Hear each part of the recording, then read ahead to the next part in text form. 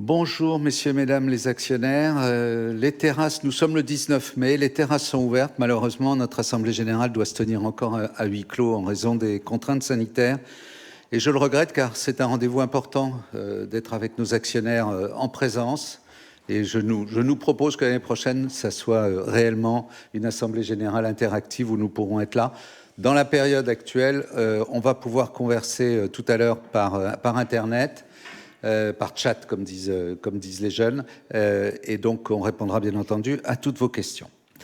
Vous avez reçu par les banques et intermédiaires financiers tous les documents nécessaires qui étaient également disponibles sur le site de notre société, et je déclare la séance ouverte. Conformément à l'article 19 des statuts, j'ai l'honneur d'assumer la présidence de cette Assemblée, qui nous permettra de revenir sur l'année 2020. C'est encore en qualité de président-directeur général qu'il m'appartiendra de conduire cette Assemblée générale, qui nous donnera l'occasion d'évoquer à nouveau la gouvernance du groupe Nexity, puisque Véronique Bédague, qui est à l'instant à ma gauche et à mes côtés, va en prendre la direction générale à l'issue de cette Assemblée. À mes côtés siège également M. Julien Carmona, directeur général délégué du groupe, et M. Fabrice Aubert, secrétaire général du groupe et secrétaire du conseil d'administration, que je vous propose de désigner comme secrétaire de cette Assemblée. Je vous informe que les commissaires aux comptes, M. François Plat pour la société KPMG, Mme Claire Guédan pour la société Mazars sont présents. Enfin, Mme Luce Gendry et M. Charles-Henri Philippis sont également présents en leur qualité respective de président du comité d'audit et vice-présidente et administrateur de référence pour Mme Luce Gendry et le président du comité des rémunérations et des nominations et de la RSE pour Charles-Henri Philippi. J'appelle aux fonctions de scrutateur M. Hervé Denise, qui représente Newport, et M. Aurélien Leguet, représentant du Crédit Agricole Assurance. Le bureau est maintenant constitué et à l'écran s'affiche ou devrait s'afficher la présentation des principales étapes de cette Assemblée. Je donne maintenant la parole au secrétaire de l'Assemblée, M. Fabrice Aubert, pour l'énonciation des mentions et formalités juridiques nécessaires à la tenue de cette Assemblée. Je reviendrai ensuite pour commenter l'année 2020 et ensuite je laisserai Véronique Bédague vous parler de l'ensemble des différents métiers qui composent le groupe. Julien Carmona viendra faire sa dernière présentation financière. On aura l'occasion de le remercier et de le saluer à ce moment-là. On parlera ensuite de l'actionnariat, de l'évolution de notre gouvernance et bien entendu de nos perspectives pour 2021. Voilà. Mesdames, Messieurs, merci d'être avec nous et dans ces conditions et encore toutes nos excuses pour le retard au démarrage. Monsieur Aubert, c'est à vous. Merci, Monsieur le Président. Alors, je vais commencer par un rappel des règles de participation à cette Assemblée générale. Comme vous le savez, au terme des statuts, l'Assemblée générale mixte se compose de tous les actionnaires. Compte tenu du contexte, les actionnaires ont été invités à voter par correspondance.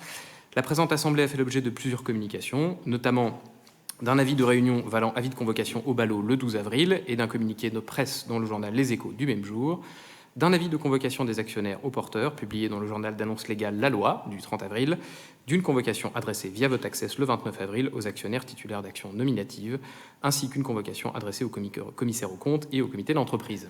À la suite de ces publications et convocations, aucun actionnaire n'a demandé l'inscription à l'ordre du jour de points ou de résolutions autres que ceux présentés par votre Conseil.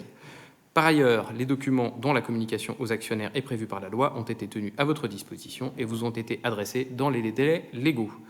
Un exemplaire des publications et des lettres que je viens d'énoncer est déposé sur le bureau, ainsi que les documents légaux dont la liste s'affiche. Je vous propose de nous dispenser de la lecture de la liste de ces documents. Le document d'enregistrement universel 2020, qui inclut le rapport financier annuel, a été mis à votre disposition. Des questions écrites ont été adressées et seront évoquées tout à l'heure. Et avant de rendre la parole à M. Dinin, je dois vous rappeler l'ordre du jour tel qu'il a été publié. Cette Assemblée mixte se composera d'une partie ordinaire puis d'une partie extraordinaire, dont le détail de l'ordre du jour s'affiche à l'écran. Seront soumises au vote 26 résolutions qui vont se répartir entre des résolutions à titre ordinaire, portant tout d'abord sur l'approbation des comptes, le quitus donné aux administrateurs, l'affectation du résultat et la fixation du dividende, l'approbation des conventions réglementées, le renouvellement du mandat d'un administrateur et la nomination de 3 nouveaux administrateurs, le CNP ex post global, les éléments fixes, variables et exceptionnels composant la rémunération totale et les avantages de toute nature versés au cours de l'exercice ou attribués au titre du même exercice aux mandataires sociaux, les politiques de rémunération applicables respectivement aux administrateurs, au président du conseil d'administration, au directeur général et aux directeurs généraux délégués de la société pour l'exercice 2021, la possibilité de mettre en œuvre un programme de rachat d'actions et des résolutions présentées à titre extraordinaire qui porteront sur le renouvellement de certaines délégations financières données au Conseil arrivant à expiration, à modifier les statuts de la société concernant l'âge limite statutaire du président du conseil d'administration et d'y intégrer la raison d'être de la société, enfin de les harmoniser avec la loi et de prévoir les pouvoirs pour les formalités. Je rends la parole au président pour la suite de cette assemblée. Mesdames, Messieurs, je vais me dispenser de la lecture des rapports et passer directement sur les commentaires et sur le retour sur cette année 2020. C'est une année difficile, elle se poursuit encore sur 2021, et si vous me permettez un mot personnel, et compte tenu qu'il y a quelques semaines, nous avons célébré les 1 an du décès de notre directeur général Jean-Philippe Ruggieri, qui était en même temps mon ami, soyez prudents, faites-vous vacciner, faisons attention, rien n'est terminé aujourd'hui. Et profondément, la conviction que nous avons chez Nexity, c'est que le monde a changé et qu'il va falloir que l'on puisse travailler différemment tous, mais aussi sur la façon du vivre ensemble. Alors l'année 2020, bien sûr, marquée d'abord par cette disparition. De ce fait, et assez mécaniquement, j'ai repris le rôle de président et directeur général de façon temporaire, et on va en parler tout à l'heure de façon claire. Mon choix a été fait sans état d'âme et de façon très claire pour Véronique Bédague. L'entreprise s'est extrêmement bien comportée pendant cette année 2020. Elle a été extrêmement solide. Je ferai peut-être un commentaire là-dessus, si vous m'autorisez. On le reverra quand on regardera l'actionnariat salarié. Les actionnaires de Nexity représentent 18% du capital de cette entreprise et tous les collaborateurs se sont comportés comme si c'était leur propre entreprise. L'alignement des intérêts entre les salariés, les actionnaires et la mission ou la responsabilité que nous avons dans nos métiers se sont totalement alignés pour faire de cette année 2020, au fond, pas une très belle année en termes de résultats bruts, même avec une perte d'exploitation par rapport à ce que nous avions prévu, hein, on y reviendra, a permis, avec un certain nombre de concours de circonstances que j'ai appelé un alignement de planète sur le deuxième semestre, de retrouver la dynamique de notre groupe et de nous faire prendre et des parts de marché et des positions de leader et clairement de nous pouvoir nous projeter sur le futur. Mais il faut s'arrêter 2 secondes là-dessus. C'est important de voir que dans la difficulté, dans les grosses difficultés que nous avons eues, hein, le Covid, le décès de Jean-Philippe, un changement de gouvernance, un cours de bourse qui passe de 46 € à 23 €. Nous sommes ici entre actionnaires, il faut quand même se le dire.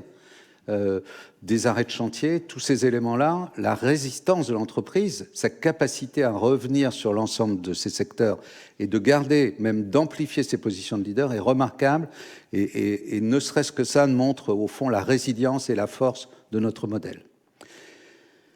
Ce modèle, il est clairement sur une plateforme de service, donc au passage de cette période 2020, on en a profité pour faire ce qu'on appelle une revue stratégique, on reviendra dessus tout à l'heure, en décidant de laisser les activités qui ne nous apportaient pas de capacité de fertilisation croisée de nos métiers ou les activités dans lesquelles on n'était pas les meilleurs, de passer entre d'autres mains et d'autres opérateurs que l'on va accompagner, avec lesquels on créera des partenariats.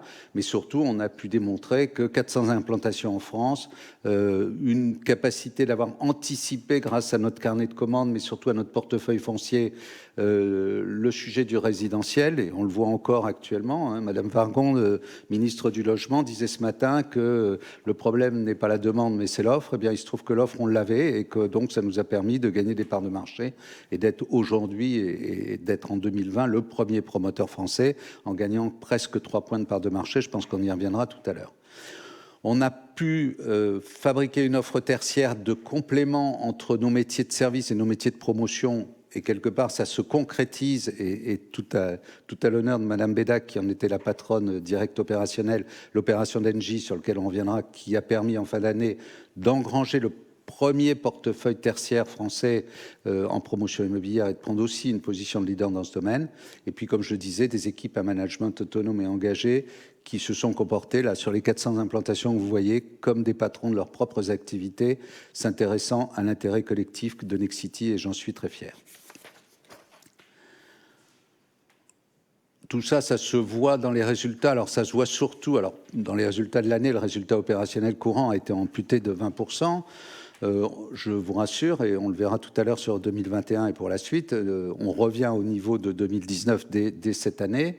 Surtout, on a continué de gagner des parts de marché. On est à plus de 4% en termes de chiffre d'affaires dans le logement, dans un marché du résidentiel qui était à moins 15 et qui sera aussi mauvais en 2021 pour l'ensemble des interlocuteurs de ce métier.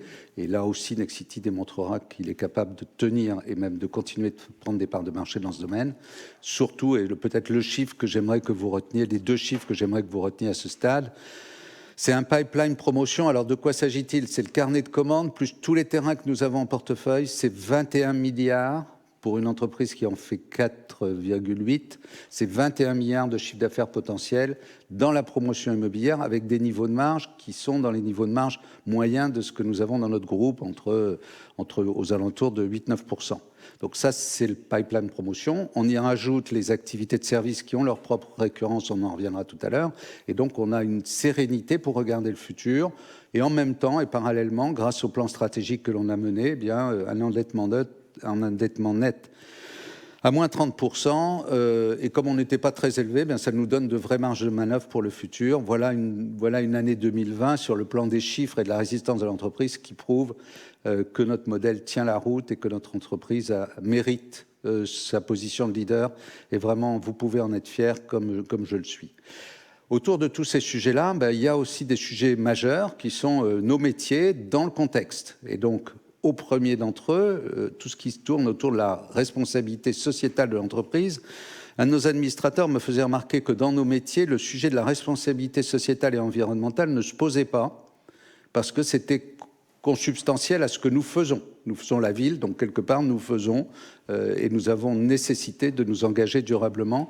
Et je vais donc passer sur ces thèmes-là, puis sur le déroulé de l'ensemble des métiers. La parole à Véronique Bédag.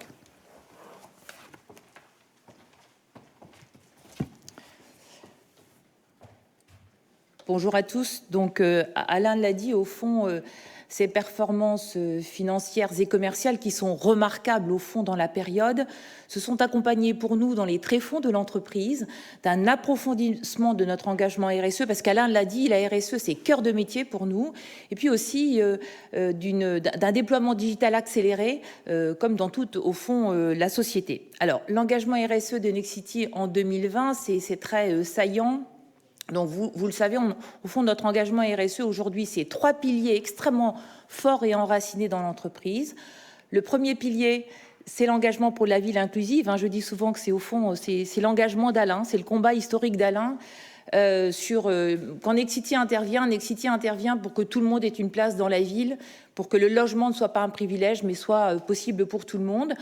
Donc il y a plusieurs éléments, évidemment, vous le savez, à peu près un quart de notre production part tous les ans, soit en logement social, soit en logement intermédiaire. On est extrêmement présent dans les quartiers politiques de la ville et dans les quartiers en rue.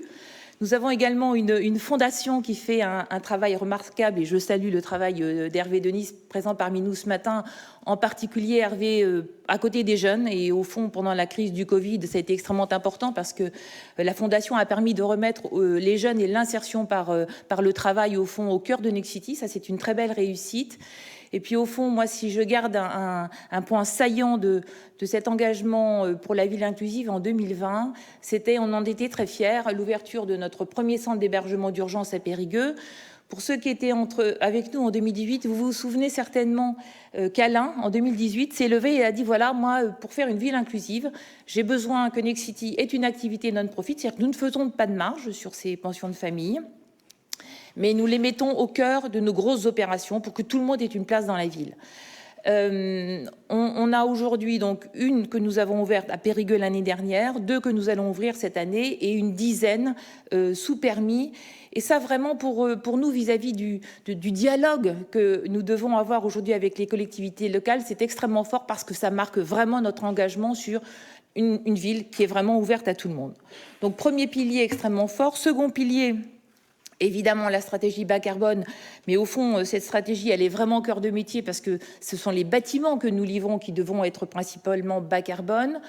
On l'oublie souvent, mais nous sommes le premier producteur, au fond, de bureaux et de logements en bois. Il y a 92 000 mètres carrés en cours de chantier en bois en 2020 chez Nexity. On a fait valider notre trajectoire bas de carbone par un organisme extérieur qui a validé à la fois la situation dont nous partions, là où nous voulions aller et les moyens qu'on se donnait pour y arriver. Et puis ce que j'ai envie de retenir évidemment principalement, c'est que pour la deuxième année consécutive, nous sommes le premier promoteur bas carbone, c'est-à-dire, pour dire les choses simplement, nous sommes le promoteur qui aujourd'hui produit sur le territoire français le plus de logements et de bureaux bas carbone. Et ça, on en est très fiers parce qu'évidemment, c'est vraiment un temps d'avance pour le futur. Troisième pilier, Alain y a fait allusion tout à l'heure, extrêmement important pour nous, le capital humain. Nexity, ce sont ses salariés, c'est le rapport qu'ils ont à l'entreprise et au fond à la ville. Nous, on est convaincus qu'au fond, ce qui se vit à l'intérieur se voit à l'extérieur. C'est très important. On a beaucoup travaillé l'égalité hommes-femmes. Vous savez également que nous sommes très attachés à l'actionnariat salarié. 18% du capital est détenu par les collaborateurs et managers du groupe. Et cela crée au quotidien un alignement extrêmement fort et naturel avec les actionnaires de l'entreprise. Et puis, au fond, le fait saillant de l'année dernière, c'est que nous sommes désormais Great Place to Work. Nous l'étions en 2020. En 2021, on a monté d'un cran en devenant Best Workplace. C'est vraiment, je pense, une performance parce que nous sommes, au fond, une grande entreprise. 7 salariés sur 10 se déclarent heureux de travailler chez Nexity. Je pense que ça, c'est une vraie, au fond... D'abord, on en est très fiers. Hein, c'est au fond le résultat de l'ensemble du management de cette entreprise. Et puis, on pense que c'est bon pour nos clients parce qu'au fond, nos collaborateurs, parce qu'ils sont bien dans l'entreprise, sont capables de développer des innovations locales très importantes et qui sont extrêmement différenciantes pour les produits que nous livrons. Alors, autre évidemment bascule, mais je pense que nous l'avons vécu chez Nexity, on était prêts, puis finalement ça a accéléré un peu dans toute la société. Il y a eu vraiment des bascules digitales très importantes. On a fait des lancements 100% digitalisés en réservation, on le faisait de façon partielle. Et puis là, au mois de juin, avec Édouard Denis, on va faire une vente complètement digitale d'un immeuble complet. On a évidemment basculé sur des AG en ligne.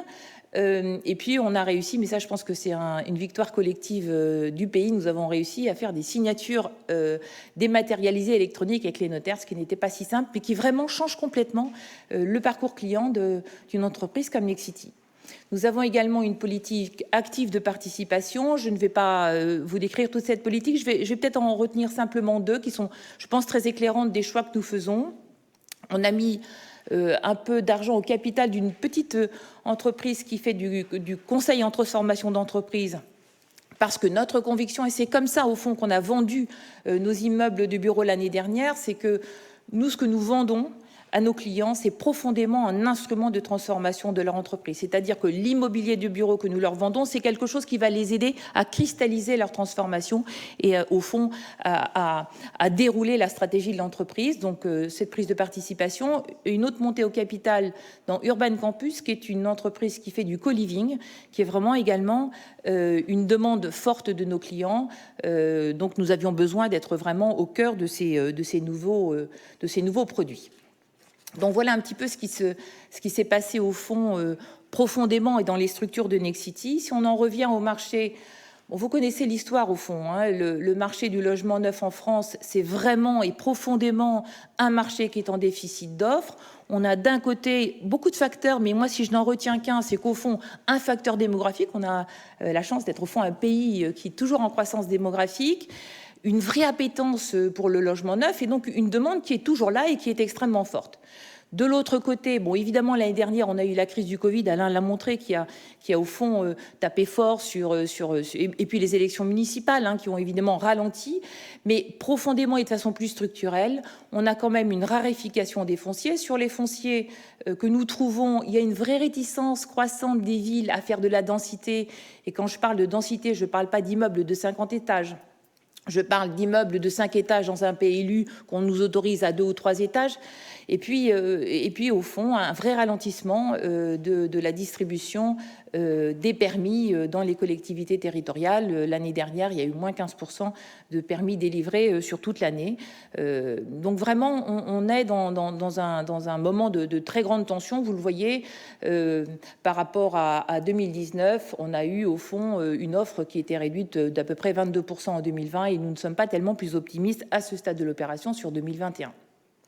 Donc au fond, le marché tel que vous le connaissez, tel que Jean-Philippe le racontait au fond pendant des années, mais quelque chose qui, je pense, se tend encore plus parce que la demande monte et pour le coup, l'offre se réduit. Alors nous, dans ce contexte, au fond, on a très bien résisté. Alain l'a dit, on avait l'offre. Du coup, grosso modo, nos réservations ont diminué de 3%, mais en valeur, on a fait plus 4%. Donc, on a vraiment très bien résisté. Et évidemment, ça conduit mécaniquement à une forte augmentation des parts de marché de Nexity, puisque dans le marché que je vous ai décrit, nous sommes restés stables en volume. Ce qui est au fond très intéressant dans ce qui nous est arrivé l'année dernière, c'est plutôt le mix. C'est à la fois que nous avons réussi à rester stables sur nos réservations, mais surtout que le mix client s'est sensiblement modifié avec une vraie montée très forte du client institutionnel. Ça représentait à peu près un tiers de nos ventes en 2019. On était à la moitié en 2020. On anticipe à peu près les mêmes ordres de grandeur en 2021. Et au fond, Nexity, tel qu'il est aujourd'hui, a une vraie capacité à percevoir, peut-être mieux que d'autres, la demande que nous adressent les institutionnels. Il y a d'abord un effet taille, c'est plus facile pour un institutionnel, au fond, de trouver des deals avec de gros promoteurs. Évidemment, nous sommes sur tout le territoire. Nous avons une très grande diversité de produits. Et puis, au fond, c'est là où la plateforme de service vient vraiment en renfort de la promotion. Les institutionnels préfèrent avoir des produits qui sera, en particulier pour les institutionnels privés, le plus possible du produit financier. Et donc, nous demandons au fond de gérer ces bâtiments et puis de les aider à les exploiter. Et donc, c'est à ce moment-là, face à ce client-là, qu'au fond, la plateforme de service se cristallise et devient un vrai avantage comparatif sur le marché. Alors, l'immobilier entreprise, donc ça, vous le savez, on est sur un marché qui est au fond beaucoup plus cyclique. Donc là, très clairement, nous étions en 2020 en bas du cycle et nous le sommes encore en 2021, puisque pour vous donner des ordres de grandeur, la demande des entreprises sur l'immobilier de bureau a chuté d'à peu près 46% et l'investissement d'à peu près un tiers. Dans ce contexte-là, on a fait une année remarquable historique, le dit Alain, de prise de commande, donc 1,5 milliard, à la fois parce qu'on a une très belle opération sur laquelle je vais revenir à la Garenne-Colombes, mais aussi parce que je pense que les produits que nous avons conçus étaient vraiment des produits qui étaient conçus pour que l'entreprise qui prenait au fond bail de ces bureaux puisse vraiment avoir un effet d'accélération sur sa transformation. Et aujourd'hui, évidemment, c'était le cas avant la crise, mais ça l'est encore plus vrai aujourd'hui. Je pense que toutes les entreprises sont en transformation. Alors, parmi les projets que nous avons signés l'année dernière, on vous en avait parlé l'année d'avant, très très beau campus signé et vendu à Swiss Life, donc toute fin 2021, qui va nous occuper jusque 2024, puisque la livraison est prévue en 2024.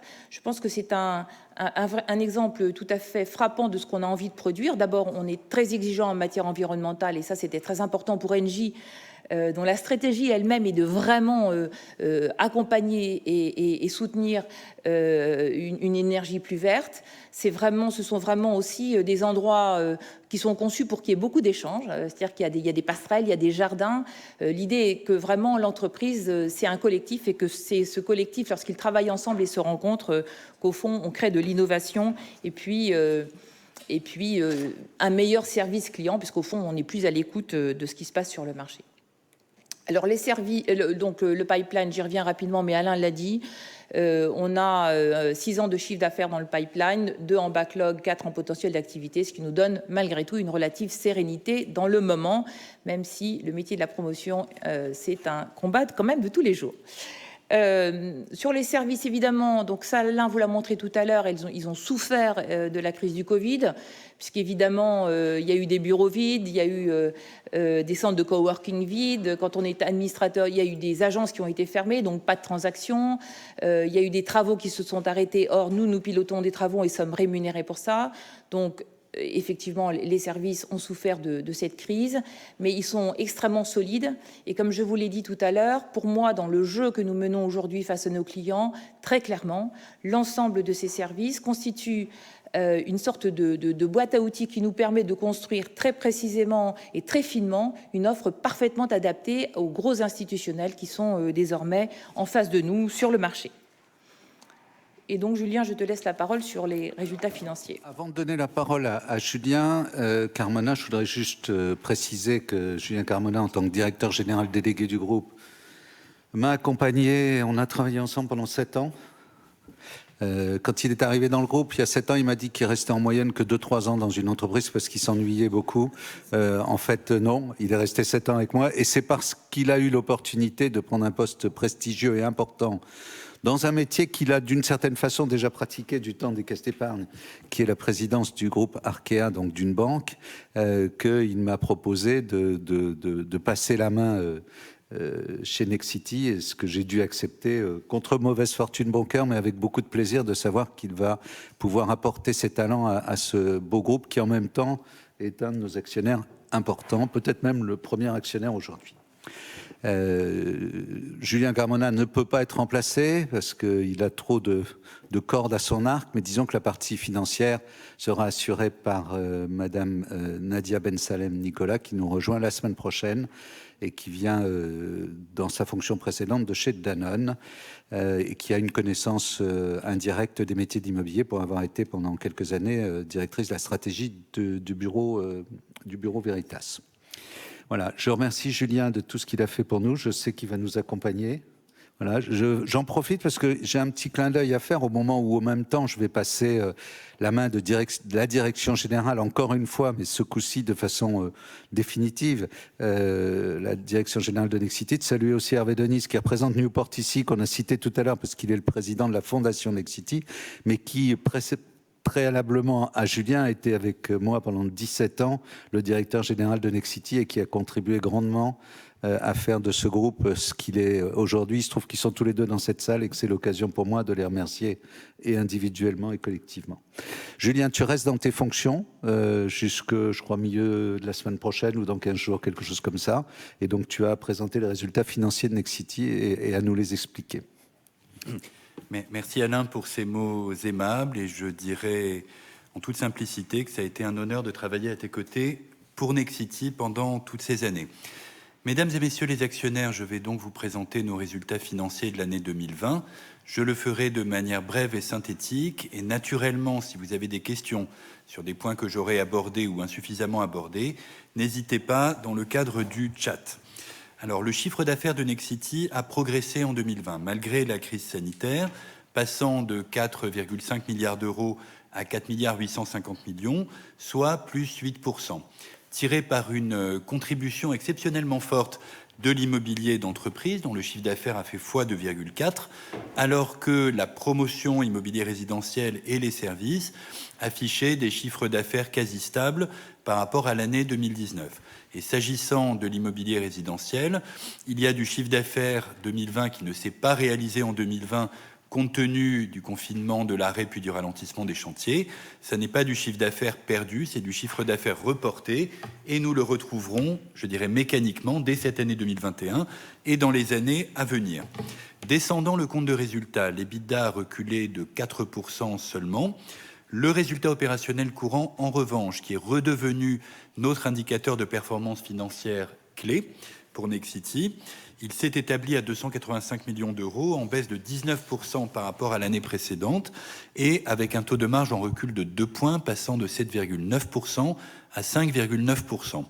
Alors nous ne pouvons pas naturellement nous satisfaire d'un tel recul, mais je voudrais mettre en avant quelques éléments d'explication et d'interprétation. D'une part, ce résultat opérationnel constaté à la fin de l'année 2020 a été supérieur aux guidances que nous avions données en cours d'année, ce qui reflète à la fois la fin d'année exceptionnellement tonique dans les métiers de promotion, à la fois entreprise et logement, avec énormément de signatures d'actes notariés, et ça reflète également la prudence qui a toujours caractérisé Nexity chaque fois que nous donnons des prévisions et des perspectives au marché. Deuxième élément, dans une année 2020 pour le moins atypique et difficile, cette baisse compte tenu du résultat opérationnel en fait a été un vrai stress test et montre la résilience du modèle d'affaires de Nexity, y compris dans des conditions très difficiles. Nous l'avions déjà vécu au moment de la crise des subprimes avec une baisse de l'ordre de 20 à 25% du résultat opérationnel à l'époque. Par ailleurs, et je pense que c'est l'élément le plus important, la baisse de ce résultat s'explique quasi exclusivement par l'impact du premier confinement, celui qui a eu lieu entre mars et mai 2020, avec l'arrêt total des chantiers et des activités de transaction. Ça a pesé notamment sur les activités qui ont des bases de coûts fixes plutôt élevées, notamment les services, on l'a dit, et à un moindre degré, la promotion résidentielle, sachant que si nous avons fait, et nous l'avons fait avec vigueur, des économies de frais généraux, nous avons décidé très consciemment de ne pas prendre des mesures défavorables du point de vue des ressources humaines, parce que ça aurait été totalement contre-productif, revenant à casser l'outil industriel, alors que nous savions que tous nos marchés étaient dans une dynamique de rebond. Donc nous ne regrettons absolument pas. Au total, l'année 2020 présente 2 semestres très contrastés, avec un premier semestre, donc premier confinement, où le taux de marge a été particulièrement faible à 2,9%, et un second semestre marqué par un fort rebond de l'activité et de la rentabilité, avec un taux de marge à 7,5%, proche des niveaux d'avant-crise, et une logique de convergence qui devrait se poursuivre. Comme Alain l'a dit, notre objectif de résultat opérationnel en 2021 consistera à revenir à minima au niveau 2019. Toutes les entreprises ne peuvent pas en dire autant. Les charges financières sont à peu près équivalentes à celles de l'année 2019. L'impôt sur les sociétés est logiquement en baisse puisqu'il y a moins de résultats avant impôt. Le taux d'impôt effectif s'établit à 30%, soit sensiblement le niveau du taux légal de l'impôt sur les sociétés. Enfin, conséquence de tout cela, le résultat net part du groupe atteint 118 millions d'euros, comparé à 161 millions l'année précédente, en baisse de 27%. Je vais maintenant vous parler des principaux éléments bilanciels. Alors, le principal constat est celui de la solidité du bilan de Nexity. Les capitaux propres s'élèvent à 1,730 millions d'euros, quasiment stable par rapport à l'année 2019 et très nettement supérieur à la dette. S'agissant de la dette, justement, je parle de la dette financière nette hors IFRS 16 et avant changement de périmètre, donc la dette économique, si j'ose dire. Elle a, comme Alain l'a dit, fortement baissé à la fin 2020 par rapport à l'année précédente, en dépit de la crise, puisqu'elle est passée de 918 millions à 655 millions d'euros, moins 30%. C'est dû à une excellente maîtrise du besoin en fonds de roulement et à l'impact positif de ces commandes importantes constatées par l'immobilier d'entreprise en fin d'année. Le ratio de levier, le ratio dette sur EBITDA est de 1,9 fois fin 2020, plus bas qu'en 2019. Et le cash flow libre, qui n'apparaît pas sur ce transparent, mais qui est évidemment présenté dans les documents, je le mentionne parce qu'il s'établit à un niveau record exceptionnellement élevé, 558 millions d'euros, soit tout simplement en une seule année 5 fois le dividende. Puisque le dividende payé, qui vous sera soumis dans quelques minutes dans le cadre des résolutions, 2 € par action, en valeur absolue, ça fait 110 millions d'euros. Le cash flow libre permet de payer d'un coup 5 années de dividendes. Le second constat, c'est celui de l'allègement très significatif du bilan de Nexity que va permettre la cession et des consolidations des gîtes Domitis. Nous l'avions anticipé dans le cadre de la norme IFRS 5 dans nos comptes 2020, puisque nous considérions cette cession comme probable, elle est aujourd'hui quasi certaine. Et comme vous pouvez le constater, c'est à peu près 1 milliard d'euros à l'actif et au passif qui va sortir du bilan. Je n'aime pas parler anglais avec des Français, mais on appelle ça un deleveraging, une forte baisse de l'effet de levier. Donc dans ce contexte-là, le total de la dette de Nexity, tout compris, la dette financière nette et la dette de loyer, est tout simplement, si j'arrondis, divisé par 2, puisque nous passons de près de 2 milliards d'euros à 1 milliard d'euros. Je conclurai en disant que cette structure financière confortée donne à Nexity une grande marge de manœuvre, tant pour soutenir une politique de dividendes à long terme, qui fait partie, je dirais, de ce qui intéresse les actionnaires que vous êtes dans notre valeur, politique de dividendes établie à 2 € pour cette année et qu'il appartiendra au conseil d'administration de déterminer pour l'avenir, et nous donne une deuxième marge de manœuvre qui va permettre justement de soutenir et, le cas échéant, d'accélérer une stratégie d'investissement. Merci. Alors, Mesdames, Messieurs, quand vous entendez en même temps le directeur général délégué, directeur financier de Nexity et le principal actionnaire vous dire qu'on va pouvoir mener une politique de dividendes et de croissance, vous pouvez avoir un raisonnement long terme avec Nexity et avec sa structure d'actionnariat, ce qui me permettra d'y revenir dans quelques instants. Tout d'abord, et peut-être en préambule de la suite de ce que nous voulons faire ensemble, évoquons le sujet de la raison d'être. Alors, la raison d'être n'est pas le passage d'une entreprise à mission. Nous mettons dans les statuts que la vie ensemble est notre raison d'être. Nous réfléchirons, et ce sera à Madame Bédag et à son équipe de proposer dans les mois et années à venir la question de savoir si cette raison d'être deviendra notre mission et est-ce que ça présente un intérêt de le faire ou pas. Ce qui est clair, c'est que la vie ensemble, il va falloir la prouver. Donc nous allons mettre en place des indicateurs qui sont des indicateurs qui démontreront que nous sommes plus solidaires, que nous sommes au service de la ville et au service des habitants de la ville, que ce soit d'ailleurs dans du bureau, dans du logement, dans du neuf ou dans l'ancien, qu'on doit rester le plus proche possible de nos clients et qu'on doit faire face tout ensemble, et Véronique Bédag en a parlé largement tout à l'heure, aux défis environnementaux dans un ensemble de vie ensemble, de la vie ensemble, dont les uns et les autres, on a un tout petit peu de mal à comprendre et à voir les limites. Est-ce que après cette période de déconfinement, il y en aura une nouvelle? Est-ce qu'on vit différemment le bureau? Est-ce qu'on vit différemment son logement? Est-ce que les compositions familiales viennent modifier tous ces sujets-là? Disons que la raison d'être de Nexity, et ce qu'on a trouvé dans Great Place to Work, dont Véronique parlait tout à l'heure, qui est ce label que les salariés nous donnent, que nous sommes une entreprise moderne, en avance et inclusive, c'est le fait que ce qu'ils veulent, c'est que nous soyons utiles à la collectivité et pas seulement à notre entreprise.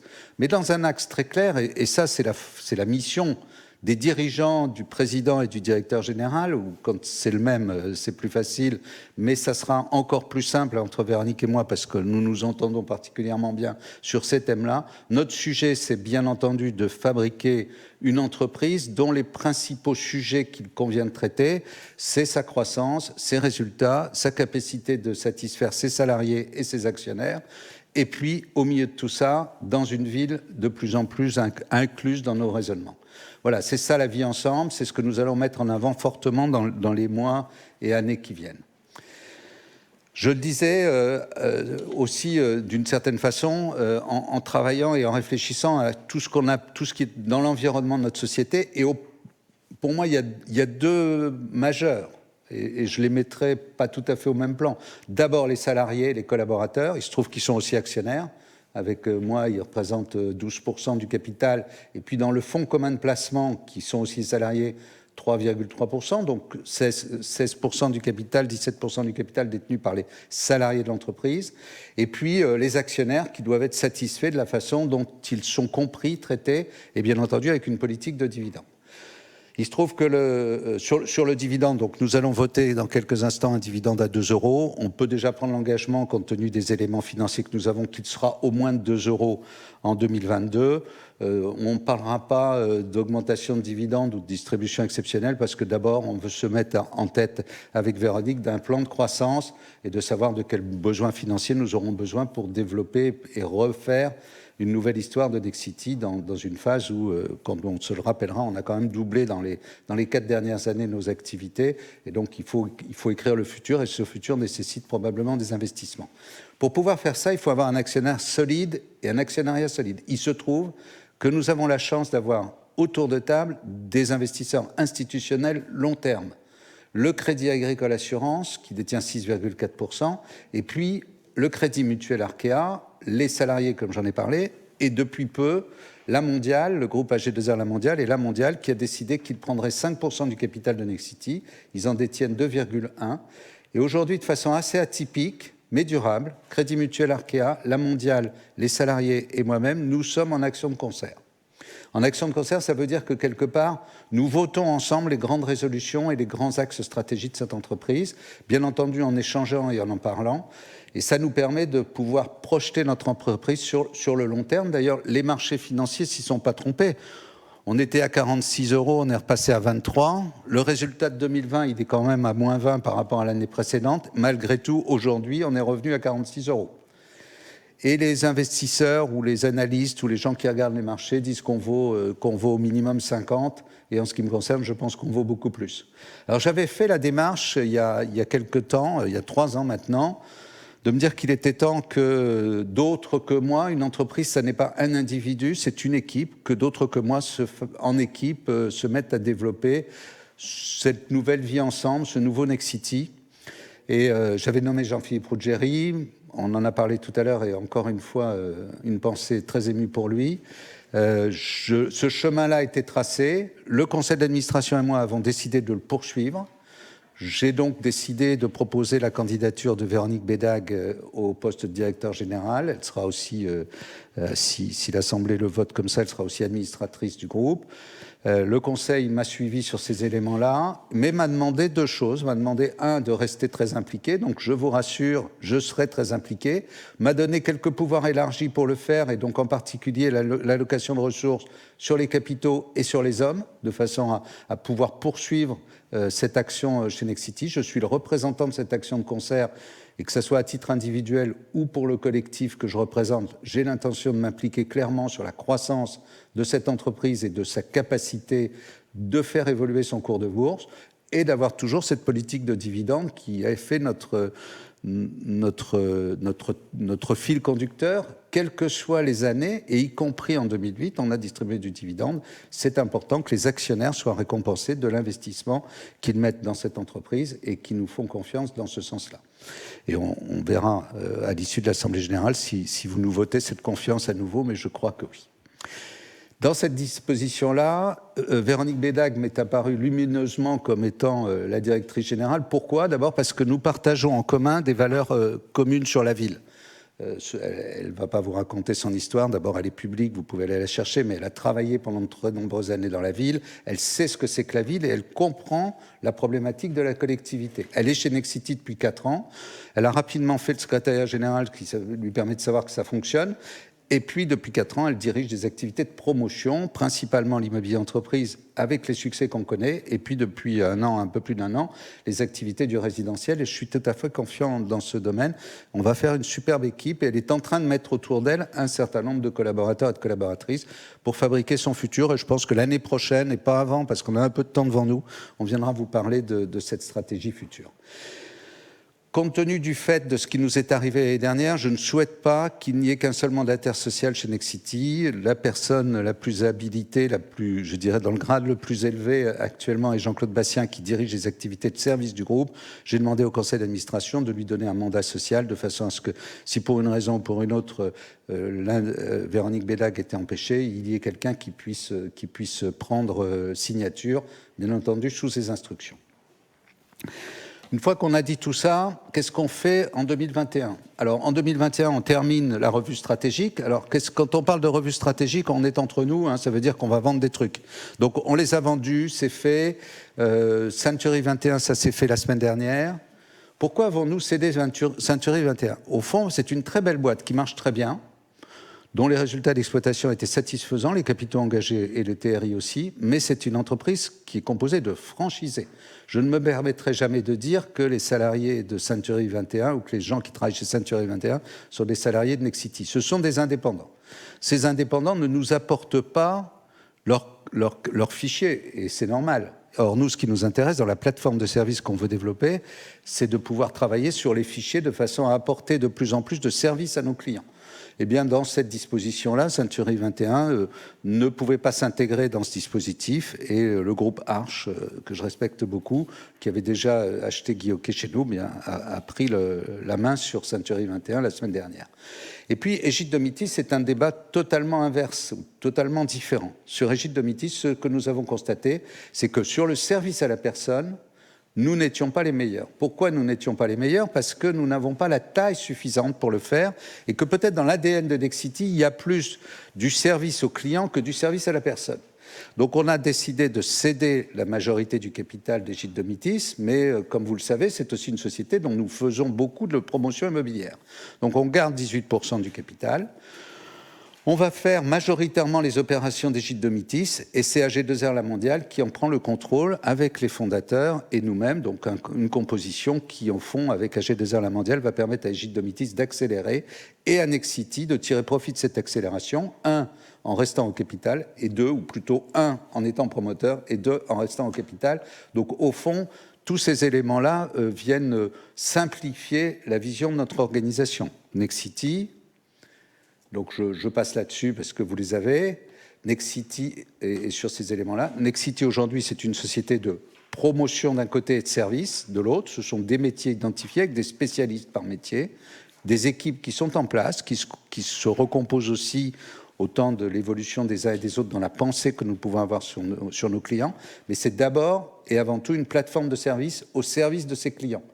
Je rappelle que nous avons 4 clients, et sans que l'un soit prioritaire à l'autre, la collectivité, les villes qui ont besoin que des opérateurs comme nous soyons à côté d'elles, pas seulement pour fabriquer du logement neuf, mais aussi pour faire de la rénovation énergétique, mais aussi pour faire peut-être des immeubles au-dessus des immeubles, mais aussi pour gérer leur parc et de réfléchir aux villes moyennes sur leur développement. Les institutionnels qui sont revenus dans le logement, mais qui se posent aussi des questions sur l'immobilier entreprise, comment on va traiter le bureau, de quelle façon, d'où les métiers que Véronique a évoqués tout à l'heure et la connexion avec les métiers de service.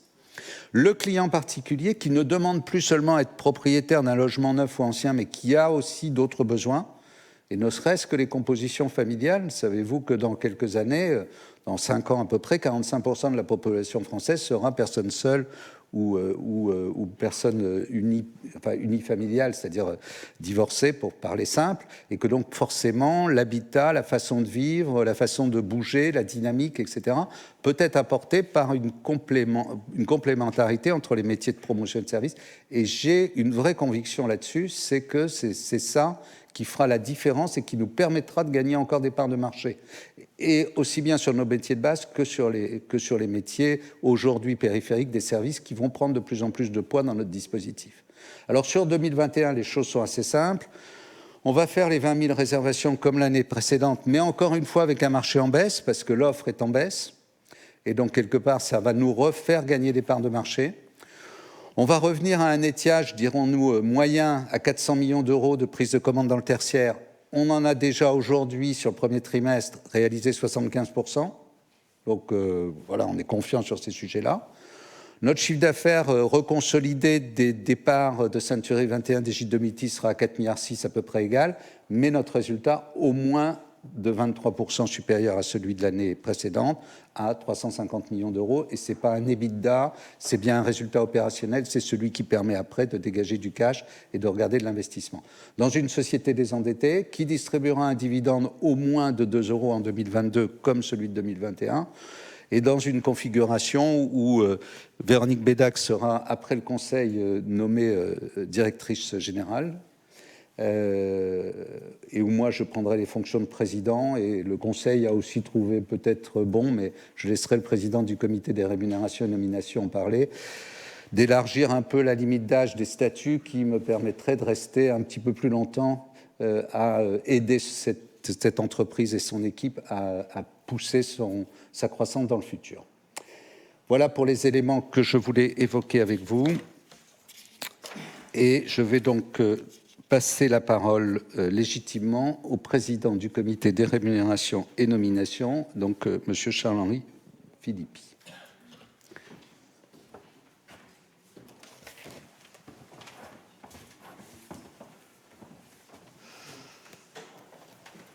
Très grand merci, Monsieur le Président.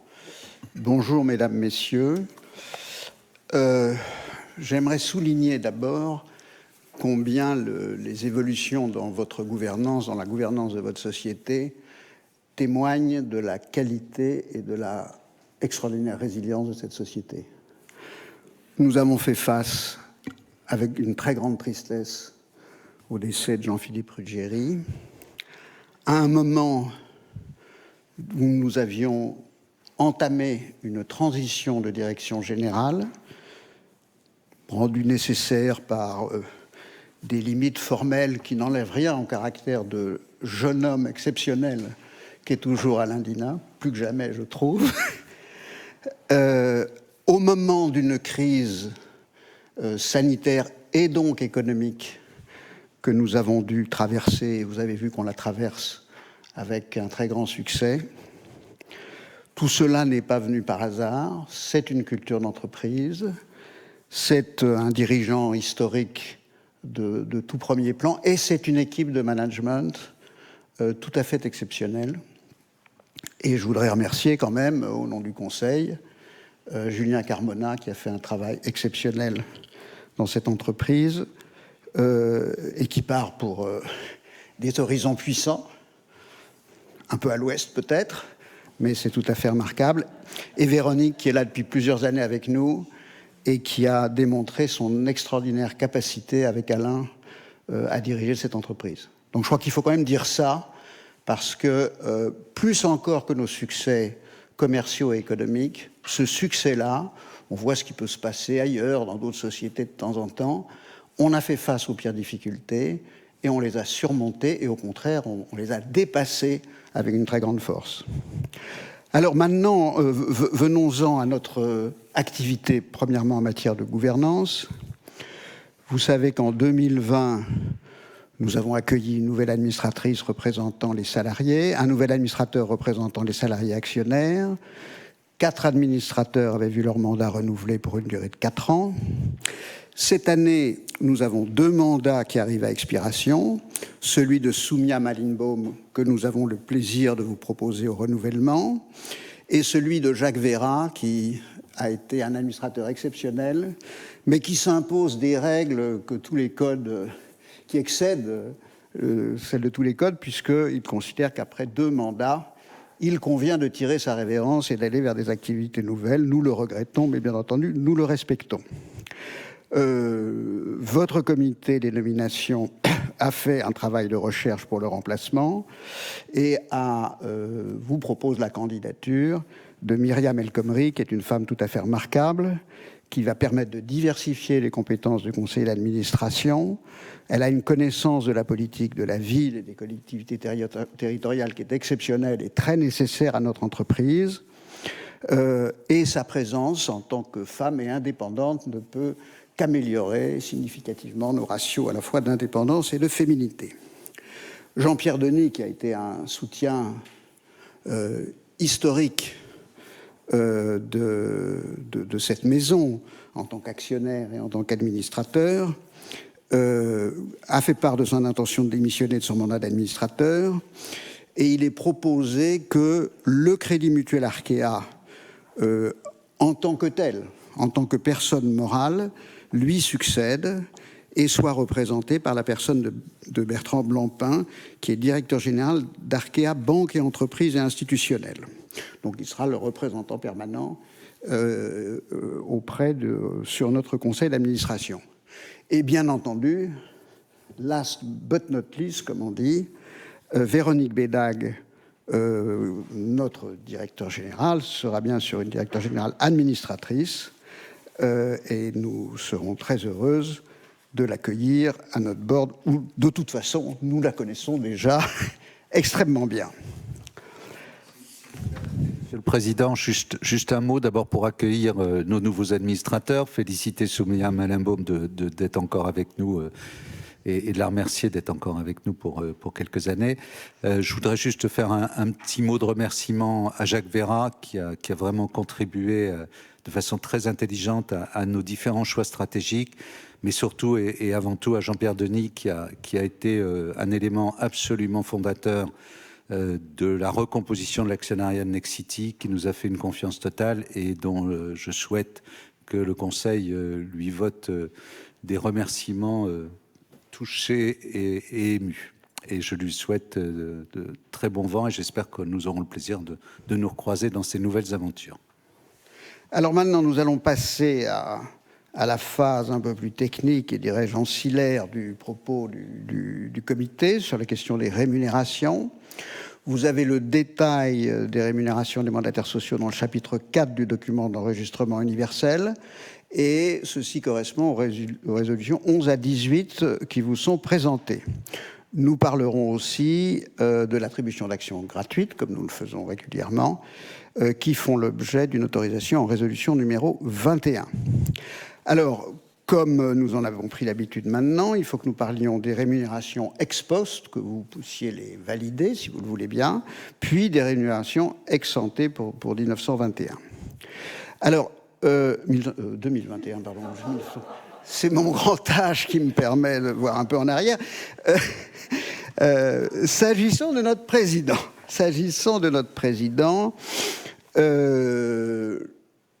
voilà, le slide est arrivé. Vous savez qu'il dispose uniquement d'un mandat social sans cumul avec son contrat de travail, qu'il n'a pas de retraite chapeau, qu'il ne se fait plus attribution, il ne demande plus l'attribution d'actions gratuites depuis 2006, qu'il ne touche aucun jeton de présence, et ce suit depuis 2013. Et ces indemnités de cessation de fonction ont été conformes depuis l'origine au code AFEP-MEDEF, c'est-à-dire qu'elles sont plafonnées et soumises à des conditions de performance. La politique de rémunération d'Alain Dinin en tant que président-directeur général pour 2020 consiste en une rémunération fixe forfaitaire d'1,5 million d'euros. Cette rémunération était en baisse de 25% par rapport à 2019 pour représenter son nouveau rôle de président renforcé, comme on l'appelle. Et Alain Dinin n'a pas souhaité, quand il est redevenu président-directeur général, que cette rémunération soit modifiée. Elle aurait pu l'être à la hausse.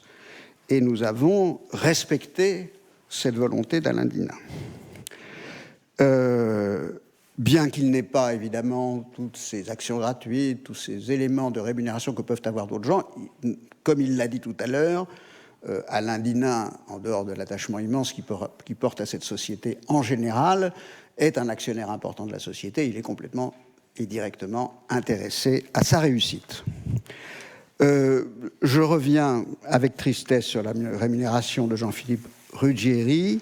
Vous savez que l'Assemblée générale a convenu l'année dernière que pour les héritiers de Jean-Philippe Ruggieri, on lui accorderait, sur la période où il était là, une rémunération égale à 1/3 de sa rémunération de l'année antérieure, de 150 000 euros. Vous l'aviez voté l'année dernière, on vous demande aujourd'hui de le voter ex post.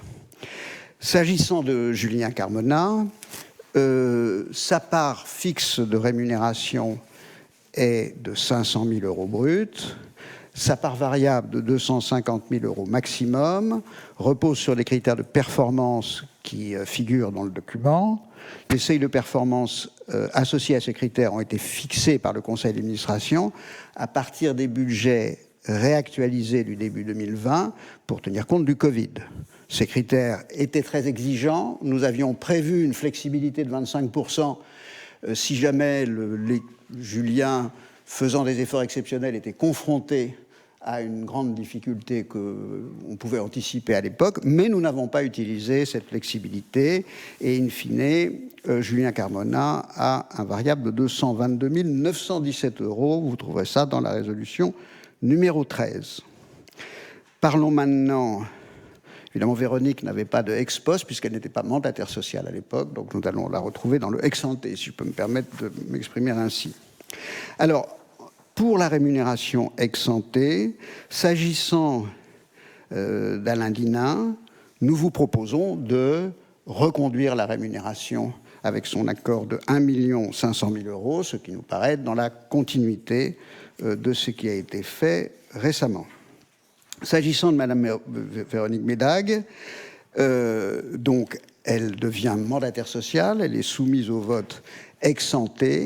La part fixe de sa rémunération est fixée à 500 000 euros par an et sa part variable pourra atteindre 350 000 euros. La rémunération annuelle variable est basée sur des objectifs quantitatifs dont vous allez trouver le détail à l'écran. Ça doit être la page d'après, j'imagine, vous allez la voir. Sa rémunération ne comporte pas d'éléments de rémunération pluriannuelle au titre de son mandat social cette année. Madame Bédague, ayant disposé, s'étant vu attribuer des actions de performance avant son mandat de mandataire social. Donc, qui ne répondent pas à la question « faut-il voter par l'Assemblée générale ?» Le contrat de travail de Véronique Bédague serait résilié à compter de ce jour et Madame Bédague ne disposera pas de retraite chapeau. Le risque de révocation, nous avons une pratique habituelle qui est de couvrir malgré tout, puisqu'il n'y a pas de contrat de travail, le risque de révocation, selon les formules que vous avez vues par le passé, et qui, indemnité de non-concurrence plus indemnité de départ, ne saurait dépasser 2 ans de rémunération. Nous introduisons cette année, conformément aux meilleures règles de gouvernance, une clause de clawback qui permet, en cas de fraude ou de faute grave, que nous n'anticipons pas, je me permets de le dire, qui aurait un impact négatif en termes d'image et de réputation ou en termes financiers sur la société et sur son groupe, ou si les données financières, comptables ou quantitatives ayant servi à mesurer la performance étaient manifestement et intentionnellement faussées, de réduire ou d'annuler le montant non encore versé de la rémunération variable et ou, dans les 5 années qui suivent le versement d'une rémunération variable annuelle ou la livraison définitive d'actions de performance, d'exiger la restitution de toute ou partie de ces sommes déjà versées ou des actions déjà livrées. C'est donc du très sévère, mais qui n'aura pas, je l'espère vivement, et j'en suis sûr, à trouver à s'exercer. Alors, s'agissant de la rémunération de Julien Carmona pour 2021, sa part fixe est à 500 000 €, sa part variable maximum est à 250 000 €. Sa rémunération variable est basée sur des objectifs quantitatifs, communs avec ceux de la directrice générale, 75% objectifs quantitatifs individuels, 25% des objectifs, 75% des objectifs globaux, 25% des objectifs individuels. Le contrat de travail de Julien est suspendu depuis 2019. Comme vous le savez, Julien va nous quitter pour exercer d'autres fonctions. Il est bien sûr parti sans aucun désaccord avec la société, donc il n'y a pas lieu de lui verser une indemnité de cessation de fonction.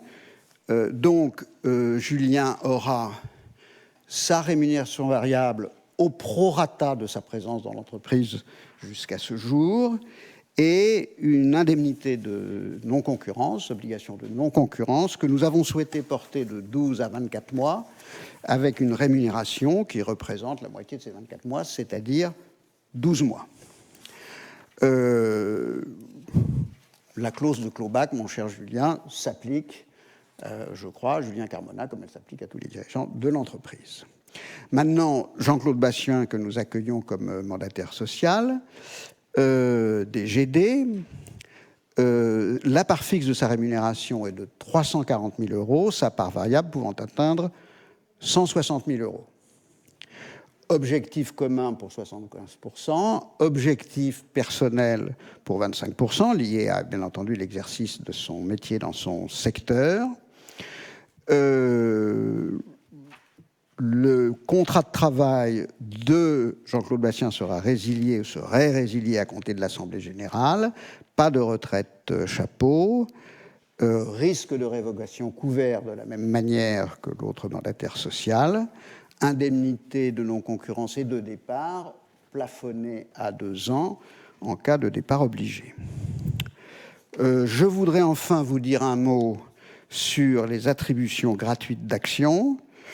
Vous voyez ici au fond que chaque année, vous autorisez votre société à distribuer à l'ensemble de ses salariés 1% du capital, qui est une enveloppe qui est utilisée pas toujours complètement, mais relativement fortement malgré tout. C'est un instrument évidemment très important dans un secteur concurrentiel où les talents sont vite partis et où il faut en attirer d'autres de toute façon, et où la fidélité à l'entreprise fait partie de notre culture, et c'est très très important de pouvoir le faire. Ces attributions sont toutes bien entendu soumises à des conditions de présence, et pour les managers, soumises à des conditions de performance pour au moins la moitié de l'attribution, et pour tous les gens qui ont plus de 10 000 actions. Les critères sont exigeants, définis en cohérence avec la stratégie de la société, et nous les donnons, nous les rendons publics ex post parce que, du point de vue de la conduite de nos affaires, nous ne souhaitons pas que la concurrence sache de trop près quels sont exactement les objectifs que nous nous fixons.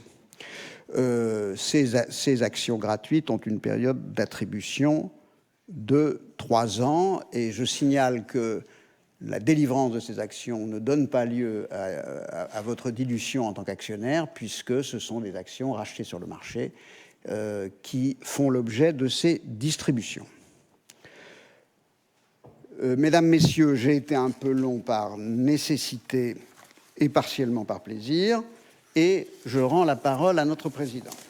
Merci, Monsieur le Président. Alors, j'appelle donc Luce Gendry, vice-présidente administratrice référente et présidente du comité d'audit et des comptes, pour faire son rapport du comité d'audit et des comptes pour l'année 2020. Merci, Luce. Mesdames, Messieurs, bonjour. C'est en tant que vice-présidente du conseil d'administration et également présidente du comité d'audit et des comptes que je vais vous donner quelques mots sur l'activité de votre conseil et de ses comités. Alors, vous le savez déjà, pour toutes les instances de Nexity, l'année 2020 a été une année assez agitée.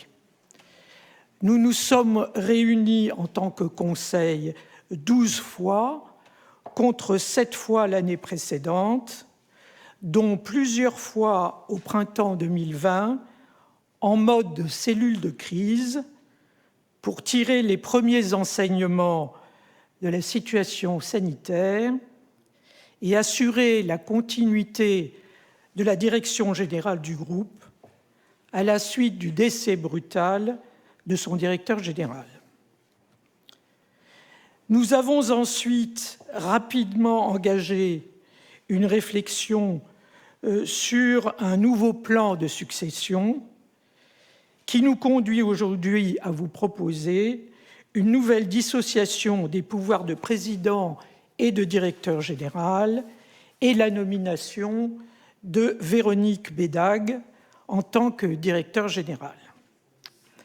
Enfin, nous avons été amenés à réfléchir sur un ajustement de notre stratégie dans les services dans le cadre d'un séminaire stratégique, ce qui a abouti à l'annonce du projet de partenariat entre AG2R et Egis Domitis et tout récemment à la cession du réseau d'agences Century 21.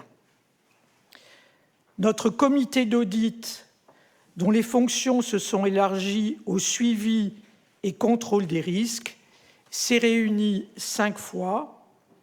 Nous avons consacré une séance particulière à la mise à jour de la cartographie des risques pour intégrer en particulier le facteur risque sanitaire. Je dois avouer que n'ayant pas la prescience de Bill Gates, ce risque, hélas avéré, nous avait jusqu'ici échappé.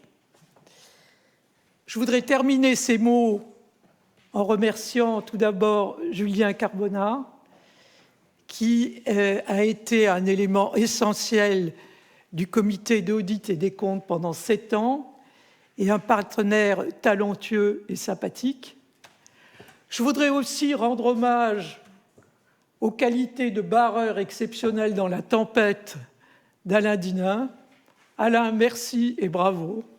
Et surtout accueillir avec un très grand plaisir au poste de directeur général Véronique Bédague, dont je sais apprécier depuis 4 ans les talents, la stature et l'extraordinaire gentillesse.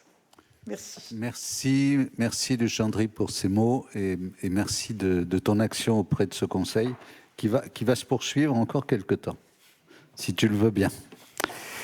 L'ordre du jour appelle Monsieur François Plat pour KPMG, le Collège des commissaires aux comptes, à émettre leurs avis sur les comptes consolidés, je crois, c'est ça ? Oui. De notre entreprise. Merci, Monsieur le Président. Mesdames, Messieurs les actionnaires, bonjour. Au nom du Collège des commissaires aux comptes, les cabinets Mazars et KPMG, à l'issue de nos travaux, nous avons émis 6 rapports. Notre rapport sur les comptes consolidés, notre rapport sur les comptes annuels, notre rapport sur les conventions réglementées, 2 rapports sur des autorisations à donner à votre conseil d'administration de procéder à des opérations de capital, et enfin un rapport complémentaire suite à l'utilisation d'une délégation donnée lors d'une assemblée générale antérieure. Donc, conformément à l'usage de cette assemblée, je vous propose de résumer ces rapports. Notre premier rapport portant sur les comptes consolidés est une certification sans réserve au regard du référentiel IFRS. Notre rapport comporte une observation technique liée à un changement de méthode comptable en lien avec la clarification de la norme IFRS 16 sur la durée à retenir des contrats de location. Dans le cadre de nos travaux, nous avons porté une attention particulière sur 2 points clés. Premièrement, sur l'évaluation des goodwill qui figurent à l'actif pour 1 669 millions d'euros, dont 185 millions présentés sur la ligne actifs destinée à la vente. Deuxièmement, sur l'évaluation du chiffre d'affaires et de la marge des opérations de promotion immobilière réalisées sous forme de VFA et de CPI, le chiffre d'affaires concerné représente 3 283 millions d'euros. Notre rapport décrit pour chacun de ces points clés les risques identifiés et les réponses que nous avons apportées dans nos contrôles face à ces risques. Nous avons également vérifié les informations relatives au groupe données dans le rapport de gestion et nous n'avons pas d'observation sur leur sincérité et leur concordance avec les comptes consolidés. Notre second rapport, portant sur les comptes annuels de Nexity SA, est une certification sans réserve ni observation au regard des règles et principes comptables français. Dans le cadre de nos travaux, les principales appréciations ont porté sur l'évaluation des titres de participation qui figurent au bilan pour un montant net de 2 245 millions d'euros. Nous avons effectué des vérifications spécifiques tant sur des informations données dans le rapport de gestion que sur le rapport sur le gouvernement d'entreprise et nous n'avons pas d'observation. Notre troisième rapport de l'exercice est notre rapport sur les conventions réglementées. Cette année, une seule convention autorisée par votre conseil d'administration en juillet 2020 est soumise à l'approbation de votre assemblée générale. Il s'agit d'une convention d'assistance avec la société Pantera. Nous vous rappelons par ailleurs les 3 conventions déjà approuvées par votre assemblée générale et dont l'exécution s'est poursuivie au cours de l'exercice 2020. Il s'agit de conventions d'assistance et de licence de marque avec les sociétés Aegide, Newport et Bureau à partager. Nous avons par ailleurs établi 2 rapports pour la partie extraordinaire de votre Assemblée. Un premier rapport établi dans le cadre de la 20e résolution de votre Assemblée générale visant à autoriser à conférer à votre conseil d'administration à l'effet de réduire le capital par annulation d'actions autodétenues dans la limite de 10% du capital. En conclusion, sur ce rapport, nous n'avons pas d'observation à formuler sur les causes et conditions de la réduction du capital envisagée. Nous avons établi un second rapport dans le cadre de la 21e résolution de votre Assemblée générale visant à autoriser à conférer à votre conseil d'administration à l'effet de procéder à des attributions gratuites d'actions existantes ou à émettre. Nous n'avons pas d'observation sur les informations données sur l'opération envisagée. Enfin, nous avons émis un 6e rapport qui est un rapport complémentaire dans le cadre de l'usage fait par votre directeur général délégué de la délégation donnée par votre Assemblée générale du 19 mai 2020 pour procéder à l'émission d'obligations à option de conversion et ou d'échange en actions nouvelles et ou existantes. Nous n'avons notamment pas d'observation sur la sincérité des informations chiffrées données dans le rapport du conseil d'administration, ni sur la conformité des modalités de l'opération au regard de la délégation donnée par votre Assemblée générale, ni sur la présentation de l'incidence de cette émission sur la situation des titulaires de titres de capital. Voilà, je vous remercie de votre attention. Merci, monsieur.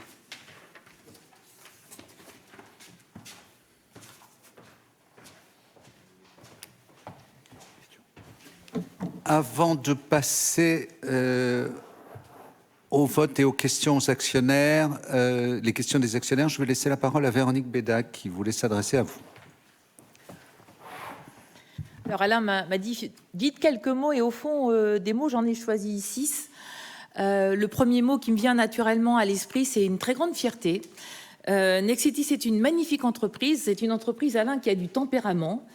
Elle a une histoire, vous la racontez particulièrement bien. Elle a du sens. Je pense que chacun de ses salariés se sent artisan de la vie ensemble. C'est très profond dans l'entreprise. Nous sommes enracinés dans le territoire. Et puis, au fond, il y a une culture de l'innovation décentralisée au service de nos clients qui nous rend extrêmement fortes. C'est une entreprise qui aime la croissance, elle aime les résultats. Et évidemment, c'est une entreprise qui a une politique de redistribution stable et attractive pour ses actionnaires. Et au fond, voilà, c'est une grande fierté d'arriver à la tête de cette entreprise telle que je la décris. Le second mot qui me vient tout de suite, c'est le collectif. Cette entreprise, c'est chacun des salariés. Et je pense que tout le monde a été frappé au moment où la crise a frappé. Parce que la crise, Luis l'a dit tout à l'heure, elle est arrivée très brutalement. En fait, on ne l'a pas anticipé, le pays ne l'a pas anticipé tant que ça.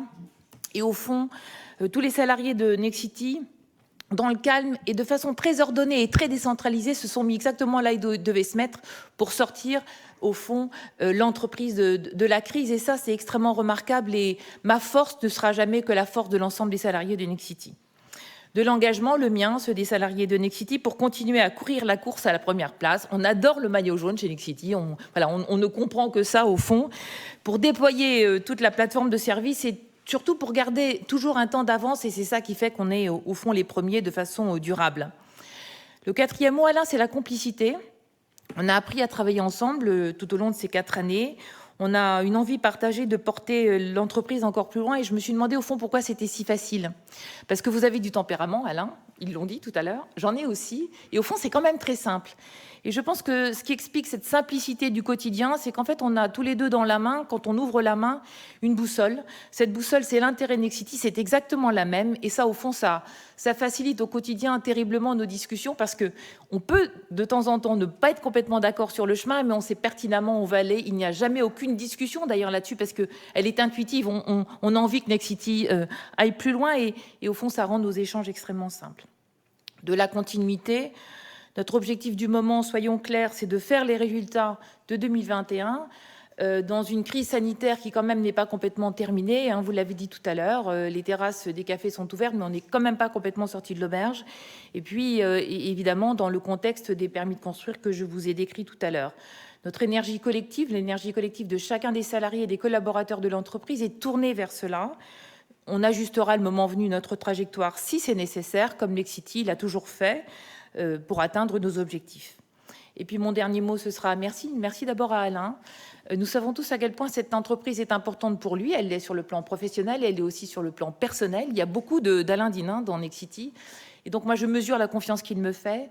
Merci Alain. Voilà, je sais ce que je porte aussi comme responsabilité.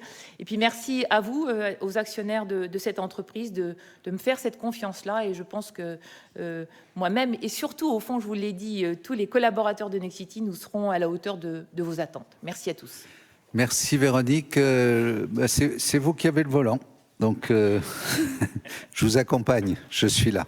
Avant de passer aux questions en direct avec la salle et avec ceux qui sont connectés sur Internet, on se doit de répondre aux questions écrites des actionnaires qui sont arrivés préalablement à notre Assemblée générale. Il se trouve qu'un seul actionnaire a posé des questions écrites préalables, mais ces questions extrêmement nombreuses ont été posées par cette personne dans l'intention avouée de faire pression sur l'entreprise pour obtenir des avantages commerciaux. Nexity est naturellement très attentif à la satisfaction de ses clients et nous tenterons de trouver une réponse commerciale appropriée, mais le conseil d'administration a estimé que les questions ainsi posées relevaient d'un usage abusif de la qualité d'actionnaire de ce client et qu'elle n'appelait pas de réponse à ce titre. Je vous donne la parole et nous prenons le temps qu'il faut pour y répondre. Première question, Nexity va-t-elle s'engager dans la rénovation des immeubles d'habitation existants pour les rendre plus économes en énergie? Alors la patronne dit quoi? Oui, c'est effectivement une de nos responsabilités. On a commencé, on a des expérimentations à Lyon en particulier. Notre difficulté et aussi notre avantage, c'est que souvent pour que ces opérations soient finalement été un équilibre économique, il faut qu'on puisse surélever et gagner des mètres carrés, mais nous sommes décidément engagés sur ce chemin-là. Si je peux me permettre un complément, c'est donc un mix entre des activités de promotion consistant à surélever un immeuble, des activités d'administrateur de biens et de syndic consistant à gérer une copropriété, dans un ensemble qui est la RSE, consistant à faire des économies d'énergie et faire que pour les copropriétaires, la création de surfaces supplémentaires permette de leur payer gratuitement la rénovation de l'ensemble. Donc un cercle vertueux autour de l'énergie et de la rénovation des bâtiments, et un cercle vertueux parce que Nexity est en même temps promoteur et administrateur de biens et que nous sommes le seul à pouvoir le faire de cette façon-là. À quelle échéance pensez-vous que Nexity aura définitivement effacé les effets de la crise sanitaire? Alors, si je peux me permettre de répondre à cette question, il faudrait déjà que la crise sanitaire soit définitivement terminée. Ce que nous savons, c'est que 2021, nous revenons au résultat de 2019 et que donc normalement, sans donner de guidance pour les années qui viennent, mais avec le pipeline que nous avons, les capacités que nous avons de développement et les hypothèses de chiffres, eh bien, on va retrouver une croissance de nos résultats dans les années qui vont suivre. À la suite des sessions d'Égide et de Century 21, vers quel type de croissance externe souhaitez-vous maintenant vous développer? Véronique. Eh bien, je pense que nos choix de croissance externe, ce seront des choix qui permettront d'augmenter au fond notre présence sur certains territoires et puis aussi d'élargir notre offre de services au service de nos clients, comme nous l'avons fait l'année dernière, lorsque nous sommes par exemple montés au capital d'Urban Campus. Donc c'est vraiment présence territoriale, innovation aussi, puisqu'on a fait beaucoup de prises de participation sur des petites entreprises qui, au fond, ont transformé notre métier. Je peux citer Intent, qui est vraiment une sorte de cockpit digital des immeubles et qui est en train de transformer notre métier de property management. Donc, c'est un petit peu le long de ces trois axes-là que nous allons regarder des opérations de croissance externe dans les mois qui viennent. Quelle utilisation comptez-vous faire des produits de cession? Eh bien, écoutez, les produits de cession serviront à appuyer la croissance du groupe. C'est surtout sa partie désendettement qui est importante. Et donc, on répond de la même façon que ce que Véronique évoquait tout à l'heure. Ça dépendra des projets de croissance, de la croissance externe ou de la capacité du groupe à s'engager sur ces métiers de base de façon plus durable et probablement de façon à gérer et le capital et la rémunération de ce capital, donc les dividendes, mais aussi la croissance future de l'entreprise et le partage aussi avec les collaborateurs. C'est fini, il n'y a plus de questions. Êtes-vous préparé à faire face à un éventuel nouveau confinement imposant l'arrêt des chantiers, Véronique? Non, ça, on ne veut même plus l'imaginer. Non. On est prêt à ça, mais ça ne se produira pas. Voilà, il semblerait que ce soit la dernière question. Merci beaucoup, mesdames, messieurs, de votre écoute et d'avoir été présents et de nous accompagner dans l'actionnariat de Nexity. Notre prochaine assemblée générale, et nous la voulons tous en présentiel, aura lieu le 18 mai 2022. Et maintenant, nous allons passer au vote des résolutions. Et je donne la parole au secrétaire général de notre groupe, Monsieur Aubert. Merci, Monsieur le Président. Alors, je vais vous indiquer les chiffres relatifs au quorum et procéder ensuite à la lecture du résumé des résolutions et aux résultats des votes. Je suis informé que 2579 actionnaires ont voté par correspondance ou ont donné pouvoir au président à l'AG ordinaire pour un total de 45 108 995 voix, ce qui constitue 80,37% des actions composant le capital avec droit de vote. Pour l'AG extraordinaire, 2564 actionnaires ont voté par correspondance ou donné pouvoir au président pour un total de 45 109 761 voix, ce qui constitue également 80,37% des actions. Nous avons donc le quorum requis. Je vous rappelle que l'Assemblée statue aux conditions de majorité requises pour une Assemblée ordinaire de la première à la 19e résolution et aux conditions de majorité requises pour une Assemblée extraordinaire à partir de la 20e résolution.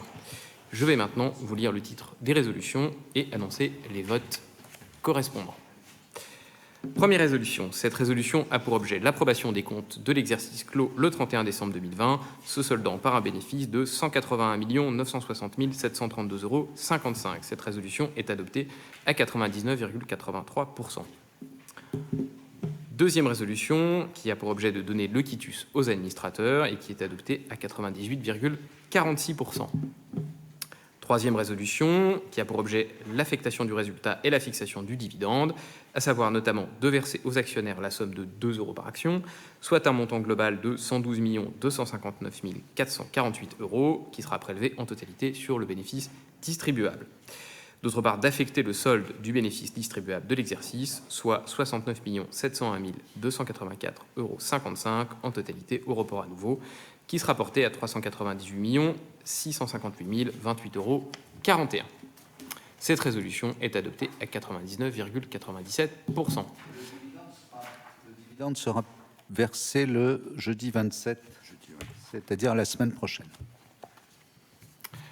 Merci pour la précision concernant le détachement du coupon. Quatrième résolution, qui a pour objet l'approbation des comptes consolidés et du rapport sur la gestion du groupe de l'exercice clos le 31 décembre 2020 et qui est approuvé à 99,94%. Cinquième résolution a pour objet l'approbation des conventions réglementées. Ces conventions font l'objet d'un rapport des commissaires aux comptes figurant aux pages 232 à 234 du document d'enregistrement universel 2020. Je précise que s'est abstenu de voter sur cette résolution M. Julien Carmona, qui est concerné par ces conventions en tant que mandataire social. Cette résolution est adoptée à 99,89%. Sixième résolution, elle a pour objet le renouvellement du mandat de Mme Soumia Malimbo en qualité d'administrateur pour une durée de 4 ans. Cette résolution est adoptée à 91,68%. La septième résolution a pour objet la nomination de Mme Myriam El Khomri en qualité d'administratrice pour une durée de 4 ans. Elle est adoptée à 99,86%. La huitième résolution a pour objet la nomination de Mme Véronique Bédague en qualité d'administratrice, également pour une durée de 4 ans, également approuvée à 97,68%. La neuvième résolution a pour objet la nomination de la société Crédit Mutuel Arkea en qualité d'administrateur pour une durée de 4 ans. Elle est approuvée à 85,25%. La dixième résolution a pour objet l'approbation des informations mentionnées au 1 de l'article L22-10-9 du Code de commerce figurant dans le rapport sur le gouvernement d'entreprise. Elle est approuvée à 99,54%. La 11e résolution a pour objet l'approbation des éléments fixes, variables et exceptionnels composant la rémunération totale et les avantages de toute nature versés au cours de l'exercice clos le 31 décembre 2020 ou attribués au titre du même exercice à M. Alain Didin, président du conseil d'administration jusqu'au 24 avril 2020 et PDG depuis le 25 avril 2020. Cette résolution est adoptée à 98,36%. La 12e résolution a pour objet l'approbation des éléments fixes, variables, exceptionnels composant la rémunération et les avantages versés autour de l'exercice clos le 31 décembre 2020 ou attribués au titre de cet exercice à M. Jean-Philippe Ruggieri, directeur général jusqu'au 23 avril 2020. Elle est approuvée à 99,48%. La 13e résolution a pour objet l'approbation des éléments fixes, variables, exceptionnels de rémunération et les avantages de toute nature versés au cours de l'exercice ou attribués au titre de l'exercice à M. Julien Carmona, directeur général délégué en 2020. Elle est adoptée à 74,39%. La 14e résolution a pour objet l'approbation de la politique de rémunération des administrateurs pour l'exercice 2021. Elle est approuvée à 99,9%. La 15e résolution a pour objet l'approbation de la politique de rémunération de M. Alain Didin en qualité de PDG jusqu'au 19 mai 2021, puis du président du conseil d'administration à compter du 19 mai 2021 pour l'exercice 2021. Elle est approuvée à 98,63%. La 16e résolution a pour objet l'approbation de la politique de rémunération de Mme Véronique Bédague-Amilius en qualité de directrice générale à compter du 19 mai 2021 pour l'exercice 2021. Elle est adoptée à 97,64%. La 17e résolution a pour objet l'approbation de la politique de rémunération de M. Julien Carmona en qualité de directeur général délégué pour l'exercice 2021. Elle est approuvée à 99,28%. La 18e résolution a pour objet l'approbation de la politique de rémunération de M. Jean-Claude Bastien, directeur général délégué en qualité de mandataire social pour l'exercice 2021. Elle est approuvée à 97,64%. La 19e résolution a pour objet d'autoriser le conseil d'administration à l'effet de procéder à l'achat par la société de ses propres actions. Elle est approuvée à 99,76%. Et nous passons à l'ordre du jour pour le vote des résolutions à titre extraordinaire.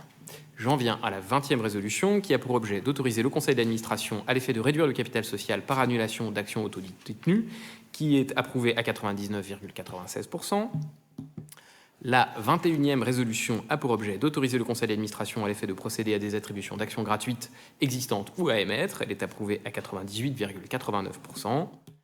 La 22e résolution a pour objet la modification de l'article 2 des statuts de la société à l'effet de prévoir sa raison d'être. Elle est approuvée à 99,96%.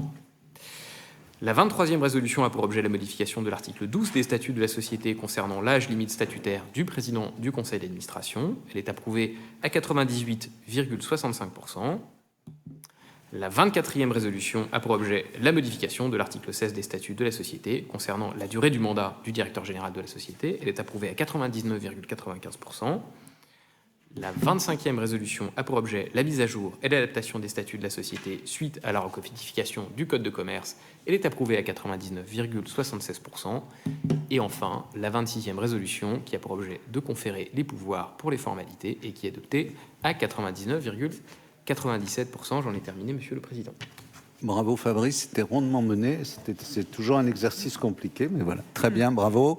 Donc nous nous retrouvons le 18 mai 2022 en Assemblée Générale. D'ici là, bien entendu, tous les actionnaires qui sont présents et même ceux qui ne le sont pas sont les bienvenus chez Nexity. Nous sommes organisés pour vous répondre à vos questions et être auprès de vous si vous avez des interrogations. Merci à toutes et à tous de votre écoute et à très vite.